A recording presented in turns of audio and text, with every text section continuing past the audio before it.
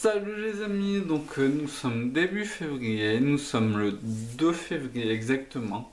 Donc voici une nouvelle vidéo sur un nouveau légume de la rubrique de la plantation à la récolte. J'espère que vous allez très bien aujourd'hui. Il fait un temps magnifique, en tout cas ici il fait assez beau. Et je vais vous parler d'un nouveau légume qui est tout simplement l'épinard. Je sais que c'est un légume personnellement que je n'apprécie pas trop, donc je ne sais pas vous.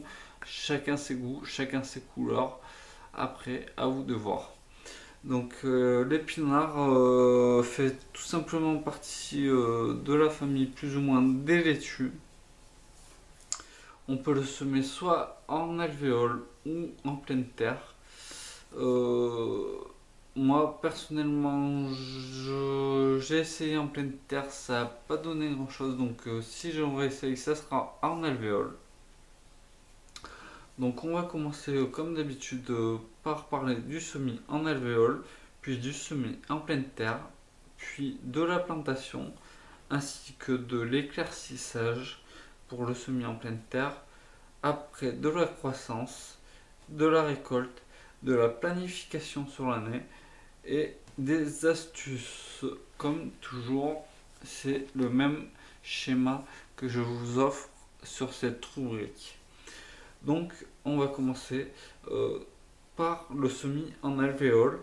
Donc, nous allons semer donc, nos épinards à une profondeur donc, de 1 à 2 cm de profondeur. Il faudra environ une température comprise entre 5 et 20 degrés afin que la graine puisse germer.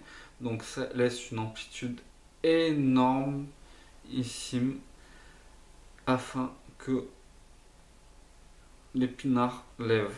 Après, au niveau du temps de germination, il faut compter tout simplement entre 5 et 15 jours. Tout dépend des conditions météorologiques, si c'est en pleine terre, si c'est en serre, en alvéole, etc.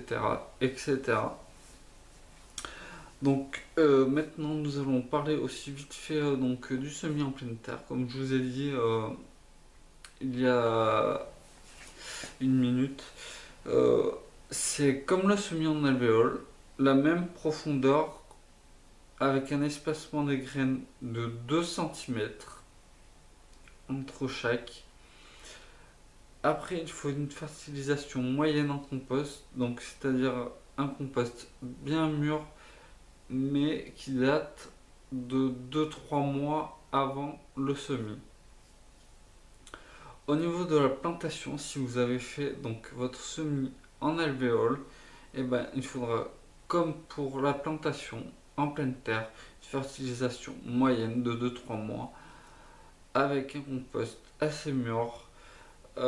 Nous espacerons donc nos plants de 10 à 15 cm, ce qui nous donnera entre 40 et 100 plants au mètre carré. Après, si vous avez semé en pleine terre, donc vu que nous avons semé tout simplement tous les 2 cm, il faudra un éclaircissage afin de retrouver un plant tous les 10 à 15 cm, comme je vous l'ai dit auparavant, si vous faites une plantation après un semis en alvéole. Après, ce qui nous donnera donc un plan pareil de 40 à 100 plants au mètre carré. Au niveau de la croissance maintenant, donc c'est une plante qui demande du soleil ou de la mi-ombre, euh, avec une dominance de soleil, mais avec un besoin en eau assez moyen et régulier. Au niveau de la récolte, après les premières récoltes d'épinards se feront 1 mois et demi à 2 mois après le semis, euh, pour tout simplement une durée d'occupation de la planche qui sera comprise entre 2 et 4 mois. Tout dépend de votre façon d'avoir semé auparavant. Un semis en alvéole se fera donc de mi-février à mars, pour une plantation de mi-mars à avril, mais on pourra aussi semer en alvéole en fin d'été de mi-août à mi-septembre pour une récolte de septembre à mi-octobre, donc jusqu'au gelé. Après, pour un semis en pleine terre, nous commencerons tout simplement à semer plutôt fin mars quand les beaux jours arrivent jusqu'à avril. Mais nous pourrons semer aussi en fin d'été, donc pareil qu'en alvéole, de mi-août à mi-septembre. Après, pour la récolte de printemps, vu qu'il faut 1 mois et demi à 2 mois après les semis, euh, donc il faudra compter une récolte entre mai et juin, un semis donc en automne ou en hiver, et ben vous pouvez récolter tout simplement d'octobre à mi-avril, ce qui laisse une amplitude assez large à ce niveau-là. Donc moi, si je recommence à faire des épinards, je pense que je ferai des épinards d'hiver afin d'avoir une récolte assez longue, tout simplement. Après, pour terminer, nous allons passer aux astuces. Donc l'épinard, c'est un légume assez spécial qui n'aime pas pousser dans une terre qui est trop ameublie. Elle préfère une terre déjà tassée. Donc c'est compliqué par rapport aux autres légumes qui aiment plus ou moins. Préfèrent les terres aérées, ameublies. Après, quand vous éclaircissez, si vous faites un semis en pleine terre, ne jetez pas vos pousses, tout simplement. Elles sont délicieuses en salade, donc mangez-les en salade, vos jeunes pousses, ça évite les pertes et c'est tout bénef. Donc aucune perte, pas besoin d'y mettre au compost ou donner aux poules, c'est pour vous, c'est tout bénef. Dernière petite astuce, faites une cueillette. Dernière petite astuce, faites une cueillette feuille par feuille afin de provoquer la repousse de nouvelles feuilles, tout simplement, euh, afin d'avoir de beaux épinards. Donc, n'hésitez pas à récolter régulièrement quelques feuilles afin que la plante se développe et vous aurez une récolte régulière avec de belles feuilles d'épinards.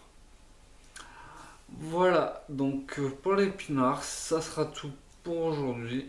J'espère que cela vous aidera, surtout au niveau des astuces, car c'est le plus important. Je pense la rubrique astuces de la plantation à la récolte. Après, j'espère que vous likerez, comme d'habitude, vous abonnerez.